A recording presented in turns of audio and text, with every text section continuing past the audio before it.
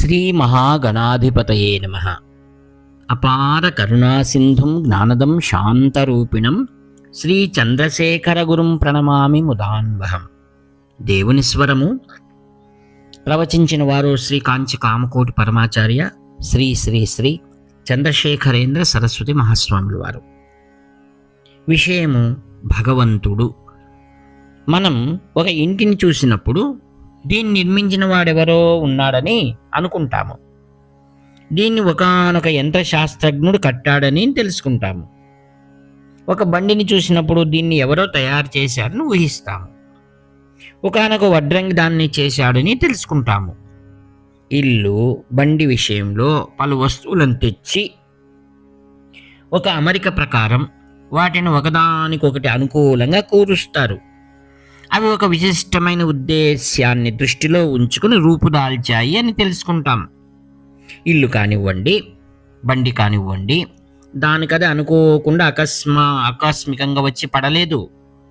ఒక ఉద్దేశంతో ఒక విశిష్టమైన బుద్ధిశక్తి దీన్ని సృష్టించింది అని మనకు తెలుస్తుంది. పలు వస్తువులు ఒక క్రమంలో అమర్చి ఒక చోట పెట్టబడితే దీన్ని చేసిన వారు ఒకరు ఉండి ఉంటారు అని మనం ఊహిస్తాము. అటువంటప్పుడు ఇంత అనుశాసనం, క్రమానికి కట్టుబడ్డ ఈ విశ్వాన్ని కూడా సృష్టించిన వారు ఒకరు ఉండి ఉంటారు కదా. వివిధ వస్తువులను వివిధ విధానాలుగా కలిపి అమర్చి పలు ఉపయోగకరమైన వస్తువులను ఉత్పన్నం చేసే ప్రకృతి వంక, అట్లాగే ప్రాపంచిక జీవనం వంక మనం దృష్టిని సారించినప్పుడు ఒక ప్రయోజనంతో ఈ వస్తువులన్నీ సృష్టించబడినాయని, వీటిని నడిపించే ఒకానొక శక్తి ఉండి ఉంటుందని మనకు స్పష్టమవుతుంది. మనం కూర్చుని ఉన్న ఈ చిన్న మండపాన్ని ఎవరు చేశారు అంటే మన వద్ద ఉన్న సమాధానం ఉన్నది. ఈ అరటి చెట్టుని ఎవరు చేశారు అంటే మనం వీరు అని చూపించగలిగే వ్యక్తి పేరు ఎరుగుము. అయినా ఒకరెవరో దాన్ని చేశారు, అందుకే ఆ అరటి చెట్టు బోధలో ఇన్ని పొరలు అని లెక్కగా తయారైంది.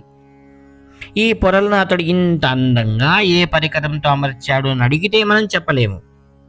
అదేవిధంగా ఆ పర్వతాన్ని, ఆ నక్షత్రాలను, చందమామను ఎవరు చేశారో చెప్పలేము. కానీ ఇవి చాలా చాలా కాల క్రితం చేసినవి కనుక ఎవరు చేశారో ఎట్లా చెప్పగలము అని అడగవచ్చు. సరే, ఈ గులాబీ పువ్వు అరటి చెట్టు కన్నా కూడా కొత్తగా కొద్ది సమయం క్రితమే వచ్చింది. ఈ క్రితం రోజు ఇది చిన్న మొగ్గ, ఇప్పుడు ఇది అందమైన పువ్వుగా అయింది. ఇందులో 100 రెక్కలు ఉన్నాయి. ఒక్కొక్క రెక్కలో సూక్ష్మమైన సిరలు అనగా నాళాలు ఉన్నాయి. సువాసన కూడా వస్తుంది. ఇది మన కట్టెదుటే విచ్చుకున్నది. కానీ ఈ పువ్వును చేసిన వ్యక్తిని మనం చూడజాలము. మనిషి సమర్థుడు, అన్నీ ఎరిగినవాడు అని మనం భావిస్తున్నాం. కానీ ఒక అడవి జంతువు చెన్నై నగరంలో ప్రవేశించి అన్నింటి వంక వింతగా ఏం చేస్తున్నదో ఏమి అర్థం కాకుండా తిరుగుతున్నట్టే మనం కూడా ఈ లోకంలో ఉంటున్నాము. మనిషి కన్నా ఎక్కువ సమర్థుడు, నిపుణుడు అయిన వారెవరో మనిషిని ఇట్లా చేసి ఉంచాడు. గులాబీలన్నీ పూసేది ఒక సమాన ధర్మం ప్రకారమే. అన్ని పర్వతాలు నిలిచి ఉన్నది అదే సమాన ధర్మాన్ని బట్టే. ఆ నక్షత్రాలన్నీ తిరుగుతున్నది ఆ సమాన ధర్మాన్ని అనుసరించే కనుక వీటిని అన్నింటినీ చేసిన వాడు ఒకే యంత్రజ్ఞుడు. జగత్తంతా ఒకే కార్యకారణ సంబంధంతో ఏకరూపమైన సమాకృతిలో కట్టుబడి ఉన్నందున ఇదంతా చేసింది ఒక్క బుద్ధిశక్తే అనేది తేటతెల్లమవుతుంది.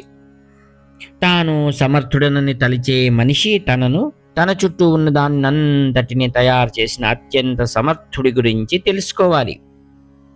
ఎందుకంటే ఆయన సర్వసమర్థుడు మాత్రమే కాదు, చాలా మంచివాడు కూడా. వీటిని కల్పన చేయటం, సృష్టించడమే కాక అతడు గొప్ప దయాశీలి అయి వీటిని రక్షిస్తాడు కూడా. మన సమర్థత ఏమిటో అంతా ఆయన ఇచ్చినదే అని గుర్తెరిగి ఆయన్ని ప్రార్థిస్తే మనకు మంచిని చేస్తాడు.